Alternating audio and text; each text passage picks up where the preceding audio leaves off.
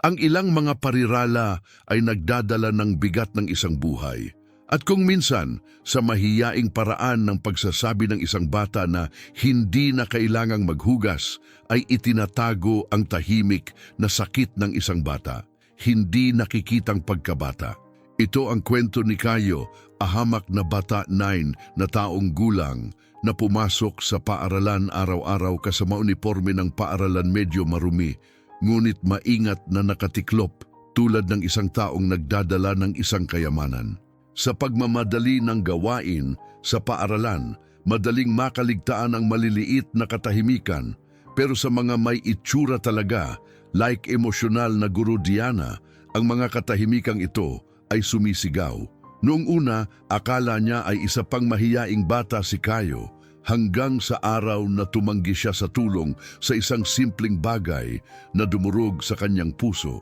Ang tila isang simpleng kapritsyo, ayaw iwan ang uniforme para labhan, ay sa katunayan, akilos ng pagkakaisa nagmumula sa isang lugar ng pangangailangan. Sa likod ng hindi na kailangang maghugas, ay isang nakakagulat minarkahan ng kahirapan ng bata para sa dignidad sa araw-araw na pakikibaka at ang pagnanais na mag-aral kahit na walang mga pangunahing kaalaman. Ang kwentong ito ay hindi lang tungkol kay Kayo. Ito ay tungkol sa libu-libong tao, mga bata sa mahirap na sitwasyon na hindi humihingi ng tulong dahil alam nila na minsan ay hindi dumarating ang tulong. Ngunit kapag nangyari ito, binabago nito ang lahat. At mauunawaan mo kung paano ang isang maliit na kilos, isang uniforme, ay makakaantig sa puso ng isang buong paaralan. At sa mga nanonood din, si Kayo ay 9 na taong gulang lamang. Ngunit ang kanyang tingin ay nagsasalita tungkol sa kanyang edad. Laging tahimik, mabait, yung tipong nag-good morning na nanlulumo ang mga mata. Imposibleng hindi mapansin yon uniforme ng paaralan sa kabila ng suot at medyo madumi ay laging maayos na nakatiklop tulad ng isang taong walang gaano ngunit pinahahalagahan ang lahat ng mayroon sila. Hindi siya masyadong nakikisalamuha. Iniwasan niya ang mga bilog sa pag-uusap at ang mas mainit na mga laro. Kapag tinawag ang kanyang pangalan sa roll call, itataas niya ang kanyang kamay nang walang sinasabi. Siya ay isang hamak na bata na may maliliit ngunit makabuluhang kilos. Isa sa mga estudyanteng hindi napapansin kung hindi talaga natin papansinin. Si Kayo ay tumira kasama ang kanyang lola, alam ng lahat iyon. Ngunit walang nakakaalam kung ano ang hitsura ng bahay. Hindi na siya nagsalita. Kapag tinanong, sasagot siya ng ayos lang at ibahin ang paksa. Hindi siya nagreklamo tungkol sa anumang bagay. Siya ay tila mas nag-aalala na hindi makagambala sa sinuman. Para bang ang katahimikan ang naging daan para mabuhay sa maingay na mundo.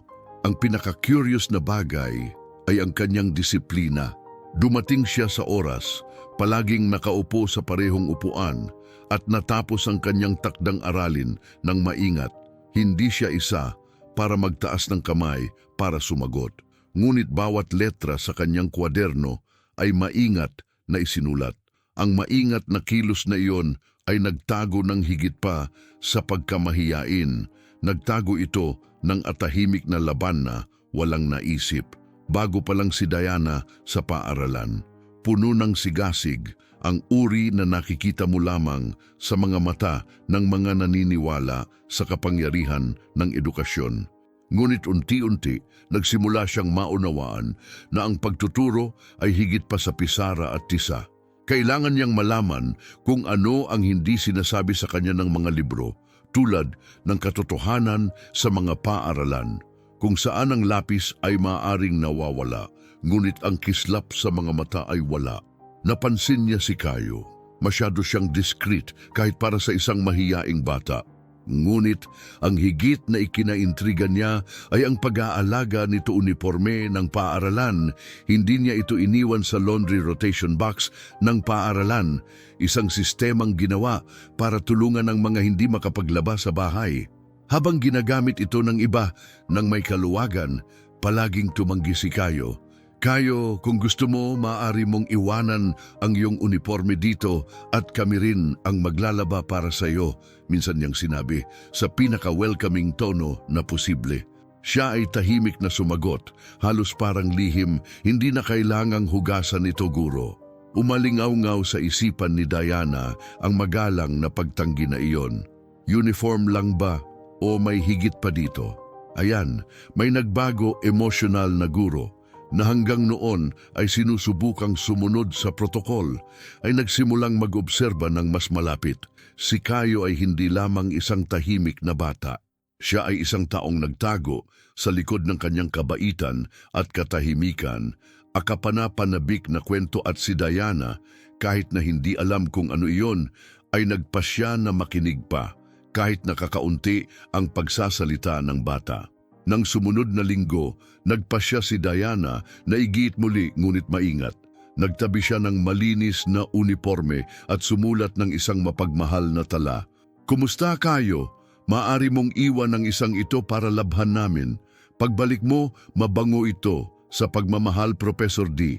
Iniwan niya ang nakatiklop na pakete sa kanyang mesa, tahimik na parang inaalok ito ng walang hinihingi. Tiningnan ni Kayo ang pakete saka tumingin sa guro. Wala siyang sinabi. Tumayo na lang siya, pumunta sa desk niya at inabot sa kanya ang parehong uniforme. Malinis. "No need to wash it, teacher," ulit niya, this time with his eyes firm but his voice still low. Para bang panangga, hadlang ang pangungusap na yon. Bagay na hindi niya papayagang masira. Nakaramdam si Diana ng paninikip sa kanyang dibdib, ang tila isang karaniwang kabaitan, pagtulong sa isang estudyante sa kanyang mga damit ay naging isang palaisipan. Bakit ganun hamak na bata lumaban ng sobra? Nagsimula siyang maunawaan na sa likod ng sagot na iyon ay may mas malaking bagay. Ang malakas na bata na mas gugustuhin pang tumanggi sa tulong kaysa mawala ang kanyang dignidad. Iyon ay kapag ang guro ay nagpasya na baguhin ang kanyang diskarte. Hindi na siya nagpumilit. Nagmamasid lang siya. Sinimulan niyang itala sa isip ang bawat kilos, bawat detalye, at sa gitna ng lahat ng ito, naunawaan niya na kung minsan ang isang simpleng hindi ay maaaring mga hulugan. Gusto kong patuloy na subukan sa aking sarili. O marahil, ito lang ang mayroon ako, hindi ko maaaring ipagsapalaran na mawala ito. Sa klase ng physical education, ang pagliban ni Kayo ay nagsimulang makaakit ng atensyon. Palagi siyang nakakahanap ng dahilan para hindi makilahok. Sasabihin niya na sumasakit ang ulo niya, nakalimutan ang kanyang sneakers o basta na lang mawawala sa library. Ngunit iba ang katotohanan, ayaw niyang tanggalin ang kanyang sapatos. Wala doon, wala kahit saan. Kahit na sa pinakamainit na araw, kapag ang kanyang mga kaklase ay tumatakbo sa paligid ng palaruan na pinagpapawisan at nagtatawanan, pinipigilan ni Kayo ang kanyang mga sneaker na nakatali ng mahigpit, na parabang ang pagtanggal nito ay magbubunyag ng isang sikreto. Nagsimulang tumawa ang ilang estudyante na nagbibiro, "Mabaho ang paa ni Kayo," o "Natatakot ka bang ipakita ang iyong hinlalaki sa paa?" Lagi siyang pinapagalitan ni Diana, pero hindi na siya sumagot, napayuko lang siya. Mas masakit ang reaksyong iyon kaysa sa pag-iyak. Hindi ipinagtanggol ng bata ang kanyang sarili, hindi lumaban, hindi nagreklamo. Parang sanay na siyang magtago, maging invisible. Narito ang malinaw na patunay ng akahirapan at dignidad na naglalakad ng magkatabi.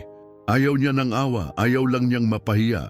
Naunawaan ng guro na ang ugali ni Kayo ay hindi kawalang interes. Ito ay proteksyon, isang paraan ng pag-iingat sa kung ano ang mayroon siya. Tahimik na laban, araw-araw. At doon, nang hindi man lang nagsasalita, nagturo siya tungkol sa isang bagay na hindi pa kasama ng paaralan sa kurikulum. Respeto sa sakit na hindi nakikita. Sa sumunod na ilang linggo, nagsimulang mapansin ni Diana ang isang pattern. Hindi kinain ni Kayo ang buong merienda niya sa recess. Maingat niyang itinago ang ilan, palaging nakabalot sa isang napkin. At hindi ito dahil sa kawalan ng gana, ito ay dahil sa pangangailangan. Isang bagay sa maliliit na kilos na yon ang nagpahayag niyan bata sa mahirap na sitwasyon dinadala ang bigat ng bahay sa kanyang mga balikat. Isang araw, habang tinutulungan ang mga mag-aaral sa kanilang takdang aralin sa Agham, aksidenteng nabangga ni Diana ang backpack ni Kayo at nakakita ng isang nakatagong pakete. Sa loob ay maingat na nakaimpake ng mga snack cookies ng paaralan. Napansin niya ang titig ng guro at na may luhang mga mata ay bumulong. "Paumanhin, guro, para ito sa aking nakababatang kapatid." Natahimik siya ng ilang segundo. Pinawi ng sagot na iyon ang anumang paninigas na maaring mayroon siya. Hindi ito pagnanakaw, ito ay kilos ng pagkakaisa. Ang uri na natututuhan natin mula sa mga taong may kaunti ngunit iniisip ang iba. Isang batang lalaki na halos walang sapat na makakain ngunit nagmamalasakit sa mga kulang pa. Sa sandaling iyon napagtanto ni Diana na si Kayo ay hindi lamang isang tahimik na estudyante. Siya ay isang buhay na halimbawa ng pagtagumpayan ng bata isa sa mga maliliit na higante na natututong maging malakas sa lalong madaling panahon. Gusto niyang yakapin siya noon pa man, ngunit alam niyang kailangan niyang lumalim pa upang maunawaan kung saan nagmula ang gayong kapanahunan sa murang edad. Hindi na makatulog ng mapayapa si Diana. Patuloy na naglalaro sa kanyang isipan ang imahe ni Kayo na nag-iimbak ng cookies para sa kanyang nakababatang kapatid. Nagpasya siyang gawin ang pinangahas ng iilang guro, bisitahin ang tahanan ng estudyante. Maingat niyang tinanong ang sekretarya ng address at sa isang libreng hapon pumunta doon, mabigat sa puso, mabagal ang mga hakbang. Pagdating, may nakita siyang side entrance sa isang simpleng lote sa likod ng mas malaking bahay. Doon, isang baluktot na pintuan na gawa sa kahoy at isang kurtina para sa isang bintana ay nagsiwalat ng improvised na pabahay marahan siyang kumatok. Ang sumagot ay si Donna Lucia, ang lola ni Kayo, isang babaeng malambot magsalita na may napakalinis na damit ngunit kitang-kitang suot na sa edad. "Pasok ka, teacher. Pasensya na sa gulo. Ang espasyo ay masikip, ngunit maayos. Isang lumang kalan, malinis na kaldero, pansamantalang mga laruan at 3 kutsyon sa sahig." Si Kayo ay natulog sa isa sa kanila kasama ang 2 nakababatang kapatid na lalaki. Walang komportable doon, ngunit mayroong isang uri ng tahimik na dignidad na gumagalaw ng higit sa anumang mga salita. Huminga ng malalim si Diana. Iyon ang kumpirmasyon ng lahat ng nararamdaman niya. Katotohanan sa mga paaralan higit pa sa ipinapakita ng buletin. Nagkaroon ng isang hindi nakikitang pagkabata, ang uri na hindi lumalabas sa mga estatistika ngunit nagtatago sa mga mata ng mga taong nakakita ng masyadong maraming para sa gayong murang edad. At lahat ng iyon ay nagsimulang magkaroon ng higit na kahulugan ngayon. Habang nakikipaglaro si Kayo sa kanyang mga kapatid sa dumi, naupo si Diana kasama si Donna Lucia sa maliit na kusina. Uminom sila ng kape mula sa mga lumang basong-baso, ang uri na may mga bitak sa ilalim. Mahiyain ang pag-uusap noong una, ngunit isang solong papuri sa kanyang apo ang nakapagliwanag sa mga mata ng lola at napuno rin ng pagod. Maingat na tanong ni Diana tungkol sa uniforme. Huminga ng malalim si Donna Lucia bago sumagot. "Isa lang ang meron siya, mahal ko. Naglalaba kami sa gabi kapag natutulog siya. Kung nabasa sa araw, wala na siyang isusuot sa school." Ang pangungusap ay dumating na parang isang suntok. Ipinaliwanag nito ang lahat, ang katahimikan, ang pagtanggi, ang pagtutol sa pagtanggap ng tulong. Kaya naman sinabi ni Kayo na hindi niya kailangan maglaba. Hindi ito pagmamalaki, ito ay takot na hindi magkaroon ng sapat na damit sa klase sa susunod na araw. Isang simple ngunit malalim na takot na tanging ang mga nabubuhay sa pamamagitan nito hindi pagkakapantay-pantay ng lipunan maintindihan. Ang batang lalaki ay hindi nais na maging iba, Gusto lang niyang ipagpatuloy ang pag-aaral nang hindi nakakaakit ng pansin nang walang kahihiyan. Sa sandaling yon, naunawaan ni Diana na si Caio ay hindi lamang isang malakas na bata, siya rin ay isang bata na nagtuturo. Ang bata ay ayaw ng awa, gusto niya dignidad. Kahit na ang lahat ng nasa paligid niya ay parang gustong ilayo iyon sa kanya. At doon, sa sementong sahig na iyon, isang bagong uri ng pangako sa kanyang mga estudyante ang isinilang sa loob ng guro. Habang pauwi, hindi napigilan ni Diana ang kanyang mga luha. Ipinarada niya ang sasakyan at doon umiyak sa manibela. Ito ay hindi lamang kalungkutan, ito ay pinaghalong pagkakasala, habag at paghanga. Nagsanay siyang magturo. Ngunit doon niya napagtanto na ang higit na natututo ay ang mga may lakas ng loob na makinig sa hindi sinasabi. Nagturo si Caio nang hindi binigkas ang isang aralin. Sa loob ng maraming taon, naisip niya na ang mga napakatahimik na estudyante ay walang interes. Ngunit ngayon, naiintindihan niya na kung minsan ang katahimikan ay nagtatago ng pinakamalakas na sakit. A boy who spared even his words para hindi makaistorbo. Kasi kahit ganon, sinukat niya. Sinimulan ni Diana na muling isaalang-alang ang kanyang pananaw, hindi lamang kay Caio, kundi sa lahat ng mga masyadong tahimik. Sinimulan niyang pag-isipang muli ang kanyang mga gawi, ang kanyang mga pagtatasa, ang kanyang mga paghatol. Ilan mga kwentong gumagalaw, hindi ba niya ito papansinin sa pamamagitan ng hindi pagtingin sa labas? Ang kahirapan ng bata, hindi ito palaging lumalabas na may mga kahilingan para sa tulong. Kadalasan, ito ay nagmumula sa disguised bilang mabuting pag-uugali, isang palaging presensya at magalang na katahimikan. Sa refleksyon na ito, natagpuan ni Diana ang isang bagong layunin.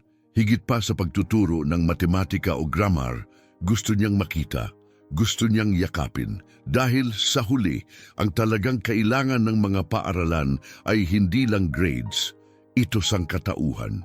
At si Caio, na nilabhan ng kanyang uniforme sa gabi at malinis ang kanyang puso, ay ang pinakamahusay na guro na maaari niyang makuha. Kinabukasan, pumasok si Diana sa teacher's lounge na may bagong kislap sa kanyang mga mata at may misyon sa kanyang puso. Tinipon niya ang kanyang mga kaklase at nagkwento ng mabuti nang hindi pinangalanan ang mga pangalan. Ipinaliwanag niya na itinago ng ilang estudyante ang kanilang pangangailangan dahil sa kahihiyan.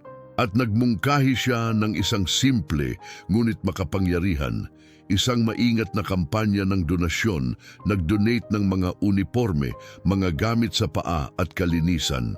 Noong una, nagkaroon ng katahimikan. Tumangulang ang ilang guro, napalunok ang iba. Ngunit ang kailangan lang ay ang pag-alala ng isang kasamahan sa isang katulad na kaso para maunawaan ng lahat na ang inisyatiba na ito ay higit pa sa kagyat, kailangan ito. Sa loob ng ilang araw, nagsimulang dumating ang mga maibiging pinagsama-samang kit, mga plantsadong damit, mga sneaker na nasa mabuting kondisyon, sabon, mga toothbrush.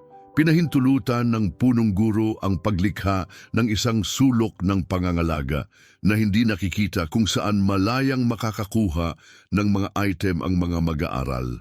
Walang mga token, walang mga pagpapakita. Ang lahat ay hindi nagpapakilala at magalang. Ito ang paaralan na naging kung ano ang dapat na palaging isang lugar ng pagtanggap at dignidad, kung saan kahirapan at dignidad maaaring magkasama ng walang kahihiyan. Maingat na inihanda ni Diana ang bagong uniforme ni Caio.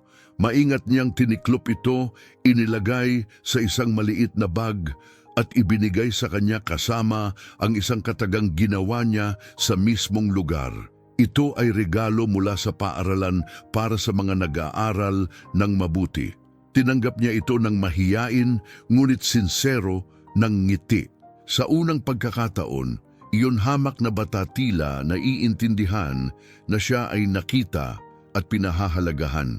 Nakasuot ng bagong uniforme, pumasok si Caio sa classroom na iba ang itsura. Hindi siya nagsasalita ng mas malakas, hindi siya naging sikat, pero may kung ano sa paraan ng paglalakad niya, sa paraan ng pag-upo niya.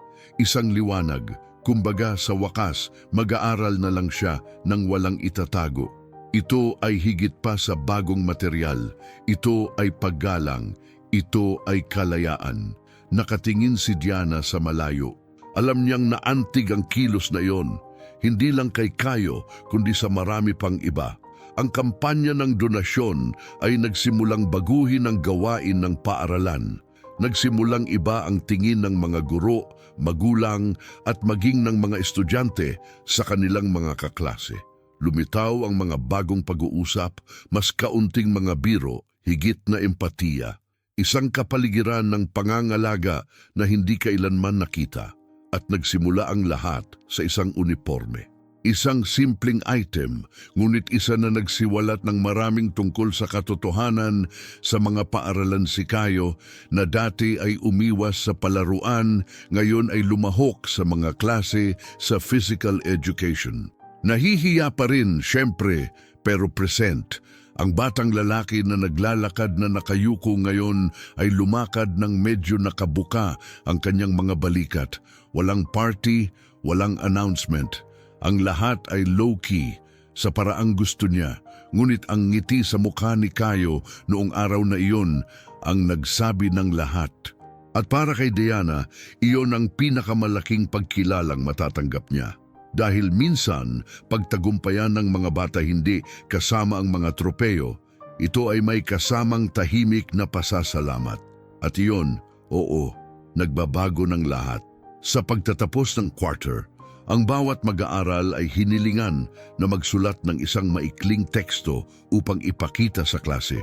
Karamihan sa mga pinag-uusapan ay tungkol sa mga laro, pangarap o paboritong karakter. Si Kayo, gaya ng dati, ay tahimik na isinumite. Hindi niya hiniling na basahin ito. Ngunit si Diana na sensitibo ay malumanay na nagtanong sa kanya, "Gusto mo bang ibahagi ang sa iyo sa klase?" Nag-alinlangan siya, tumingin sa kanyang mga kaklase, pagkatapos ay sasahig at nagpa siyang magbasa. Sa mahina ngunit matatag na tinig, nagsimula siya, "Maaring marumi ang ating mga damit, ngunit ang malinis na puso ang mahalaga." Natahimik ang kwarto, ito ay hindi lamang ang parirala, ang bigat noon. Yun ang lahat ng naranasan niya ipinahayag sa isang simpleng linya, isang tunay na manifesto ng isang taong nabubuhay sa dignidad sa kahirapan. Ang mga kaklase niya na kanina pa nakakaabala, ngayon ay maasikaso na. Napalunok ng husto ang ilan. Nakangiti ang iba na may luhang mata at nang matapos si Kayo pumalakpak naman. Sa unang mahiyain, tapos malakas, kahit nakatayo. Si Diana na sinusubukang pigilan ng mga luha ay nadama na ang sandaling ito ay hindi lamang tungkol sa batang lalaki, ito ay tungkol sa lahat ng kanyang kinakatawan. Doon, sa common room na iyon, akapanapanabik na kwento ay hinawakan ng bawat isa. At sa sandaling iyon, tumigil si Kayo sa pagiging tahimik na estudyante sa likod. Naging simbolo siya ng paglaban, ng lambing, ng lakas. Ahamak na bata, oo, ngunit may napakalaking kaluluwa. At sa pambihirang lakas ng loob na magturo, kahit na hindi pa naimbitahang magsalita. Hindi natin alam kung ano ang taglay ng katahimikan. May mga bata nakakaunti ang pagsasalita, ngunit marami ang itinuturo. Si Kayo ay hindi humingi ng kahit ano. Hindi siya kailanman humingi ng tulong. Gusto lang niyang mag-aral kasama niya uniforme ng paaralan malinis, kahit na ang ibig sabihin nito ay hugasan ito sa gabi, naghihintay na matuyo sa tabi ng kutsyon, at umalis ng maaga na may parehong pangangalaga gaya ng nakasanayan. Sa likod ng magalang na pagtanggi na yon, hindi na kailangang maghugas guro, ay isang buong mundo ng sakit, pagsisikap, at dignidad.